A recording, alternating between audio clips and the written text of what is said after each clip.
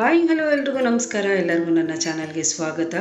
ಕಡಲೆಬೀಜ ಚಟ್ನಿ ಯಾವ ರೀತಿ ಮಾಡೋದು ಅಂತ ನೋಡೋಣ ಬನ್ನಿ. ನಾನು ಖಾರಕ್ಕೆ ತಕ್ಕ ಹಾಗೆ ಮೆಣಸಿನ್ಕಾಯಿ, ಕರಿಬೇವು ಹಾಗೆ ಪುದೀನ ಸೊಪ್ಪನ್ನು ಸ್ವಲ್ಪ ಎಣ್ಣೆ ಹಾಕ್ಕೊಂಡು ನಾನಿಲ್ಲಿ ಫ್ರೈ ಮಾಡ್ತಾ ಇದ್ದೀನಿ. ಹಾಗೆ ಇದ್ರ ಜೊತೆಗೆ ಇಲ್ಲಿ ನಾನು ಹುರಿದಿರತಕ್ಕಂತಹ ಕಡಲೆಬೀಜ, ಹುಣಸೆ ಹಣ್ಣಿನ ರಸ, ಕೊಬ್ಬರಿ, ಕೊತ್ತಂಬರಿ, ರುಚಿಗೆ ತಕ್ಕಷ್ಟು ಉಪ್ಪು, ಸ್ವಲ್ಪ ಈರುಳ್ಳಿ, 2 ಎಸಳು ಇದನ್ನು ಹಾಕ್ಕೊಂಡು ನಾನು ಮಿಕ್ಸಿಗೆ ಹಾಕ್ಕೊಂಡು ಚಟ್ನಿ ಮಾಡ್ಕೊಳ್ತೀನಿ.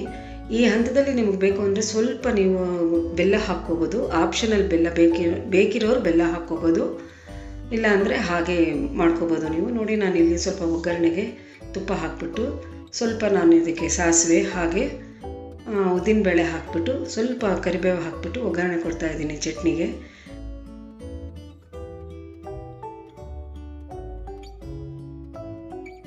ನೋಡಿ, ಚಟ್ನಿ ಅಂತೂ ತುಂಬ ಚೆನ್ನಾಗಿದೆ. ಈ ಚಟ್ನಿ ಜೊತೆಗೆ ರವೆ ಇಡ್ಲಿ ಮಾಡ್ಕೊಂಡು NTR ರವೆ ಇಡ್ಲಿ ರೆಡಿಮೇಡ್ ಇನ್ಸ್ಟಂಟ್ ಈ ರವೆ ಇಡ್ಲಿ ಮಾಡ್ಕೊಂಡಾಗ ತುಂಬ ಚೆನ್ನಾಗಿರುತ್ತೆ ಕಾಂಬಿನೇಷನ್. ಈ ವಿಡಿಯೋ ಇಷ್ಟ ಆಗಿದೆ ಅಂತ ತಿಳ್ಕೊಳ್ತೀನಿ. ನೀವು ಮಾಡಿ ರುಚಿ ಹೇಗಿತ್ತು ಅಂತ ಕಮೆಂಟ್ ರೂಪದಲ್ಲಿ ತಿಳಿಸಿ ಫ್ರೆಂಡ್ಸ್. ಇಷ್ಟ ಆಗಿದ್ದಲ್ಲಿ ಲೈಕ್ ಮಾಡಿ, ಶೇರ್ ಮಾಡಿ ಮತ್ತು ಕಮೆಂಟ್ ಮಾಡಿ. ಮತ್ತು ಹಾಗೆ ಮುಂದಿನ ವಿಡಿಯೋದಲ್ಲಿ ಸಿಗೋಣ. ಅಲ್ಲಿವರೆಗೂ ಎಲ್ರಿಗೂ ನಮಸ್ಕಾರ.